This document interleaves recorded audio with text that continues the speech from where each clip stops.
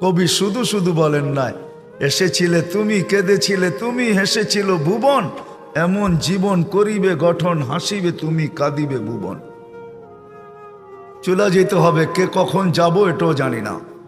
এমন না যুবক ভাবে যে আমি বুড়া হয়ে মরব, না না না না, আসার সিরিয়াল আছে, যাওয়ার কোনো সিরিয়াল নেই।